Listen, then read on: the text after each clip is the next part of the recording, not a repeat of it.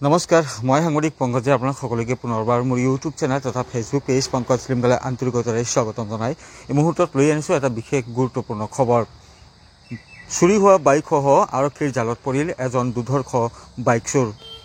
আৰু মেঘালয়ৰ আৰক্ষীৰ সহযোগত গোৱালপাৰা জিলাৰ ধূপধাৰা আৰক্ষীয়ে গ্ৰেপ্তাৰ কৰিবলৈ সক্ষম হ'ল এই দুৰ্ধৰ্ষ বাইক চোৰজনক। আৰু ধূপধাৰাৰ এটা প্ৰান্তৰ পৰা বিগত 14 ডিচেম্বৰত চুৰি কৰিছিল এই বাইকখন। সবিশেষ আপোনালোকক জনাই আছোঁ, কিন্তু তাৰ পূৰ্বে দি ল'বলৈ লৈছোঁ উপহাৰ কুপন খেলৰ খবৰ। অহা 23 ডিচেম্বৰত মেণ্ডি পথত অনুষ্ঠিত হ'বলৈ গৈ আছে বৃহৎ উপহাৰ কুপনৰ খেল, য'ত লাখ লাখ টকীয়া মূল্যৰ থাৰ, স্কৰপিঅ', জিমনি আদিৰ দৰে বাহন ৰখা হৈছে। তো এই উপহাৰ কুপন খেলখনত যদি আপোনালোকে টিকেট মোৰ পৰা ল'ব বিচাৰে, স্ক্ৰীণত দি থকা হৈছে নম্বৰটো। সেই নম্বৰটোত আপোনালোকে ফোন কৰাৰ পৰিৱৰ্তে মোক হোৱাটছএপত মেছেজ দি দিব, একোটাকৈ মেছেজ দি দিব আৰু কেইখন টিকেট লাগে সেই সংখ্যাটো লিখি মোক হোৱাটছএপত মেছেজ দি দিব। তাৰপিছতে আপোনালোকে টিকেট ল'ব পাৰিব মোৰ পৰা। তো সময় বেছি দিন নাই, 23 ডিচেম্বৰ মনত ৰাখক। টিকেটৰ যি মূল্য সেয়া হৈছে মাত্ৰ 100 টকা। আৰু টিকেটৰ বাবে আপোনালোকে মোক হোৱাটছএপত যি নাম্বাৰ দেখি আছে সেই নাম্বাৰটোত হোৱাটছএপত মোক মেছেজ দি দিব এটাকৈ টিকেটৰ সংখ্যাটো লিখি। তো স্ক্ৰীণত আপোনালোকে দেখি আছে এইখন য়ামাহা R15 বাইক। আৰু এই বাইকখনে বিগত 14 ডিচেম্বৰত চুৰি হৈছিল গোৱালপাৰা জিলাৰ ধূপধাৰা এটা প্ৰান্তৰ পৰা। আৰু এই বাইকখন গোৱালপাৰা জিলাৰ ধূপধাৰা আৰক্ষীয়ে মেঘালয় আৰক্ষীৰ সহযোগত উদ্ধাৰ কৰাৰ সমান্তৰালকৈ এই বাইকখন চুৰ কৰা ব্যক্তিজনকো ইতিমধ্যে গ্ৰেপ্তাৰ কৰিবলৈ সক্ষম হৈছে আৰক্ষীয়ে।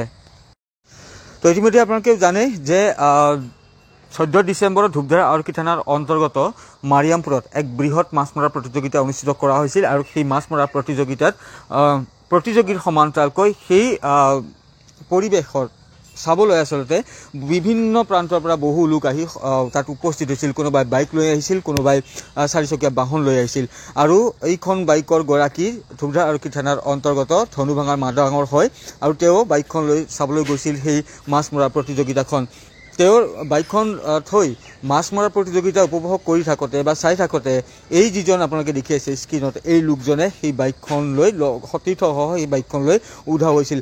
আন এখন বাইক চুৰি কৰিবলৈ চেষ্টা কৰিছিল যদিও সেইখন বাইক কিন্তু চুৰি কৰি নিব নোৱাৰিলে। কিন্তু এই বাইকখন চুৰি কৰি নিছিল। আৰু এই যিজন লোক, এই লোকজনক ইতিমধ্যে নৰ্থ গাৰো হিলছৰ ডাইনাদেৱীৰ সমীপৰ পৰা বাইকসহ এই লোকজনক গ্ৰেপ্তাৰ কৰিবলৈ সক্ষম হয়। আৰু ধূপধাৰা আৰক্ষীয়ে মেঘালয় আৰক্ষীৰ সহযোগত এনেদৰে এইজন বাইক চোৰক গ্ৰেপ্তাৰ কৰিবলৈ সক্ষম হৈছে। লোকজনৰ নাম বিলচেং কে চাংমা বুলি জানিব পৰা গৈছে। আৰু ইতিমধ্যে লোকজনৰ বিৰুদ্ধে ধূপধাৰা আৰক্ষী থানাত এক গোচৰ ৰুজু কৰা হৈছে 70/24 আৰু 303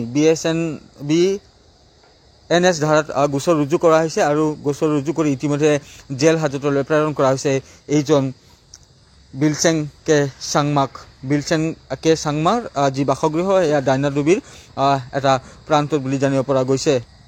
চুৰি হোৱা বাইকখন উদ্ধাৰ কৰিবলৈ সক্ষম হোৱাৰ লগতে চুৰি কাণ্ডত জড়িত এইজন ব্যক্তিকো ধূপধাৰা আৰক্ষীয়ে মেঘালয় আৰক্ষীৰ সহযোগত গ্ৰেপ্তাৰ কৰিবলৈ সক্ষম হয়।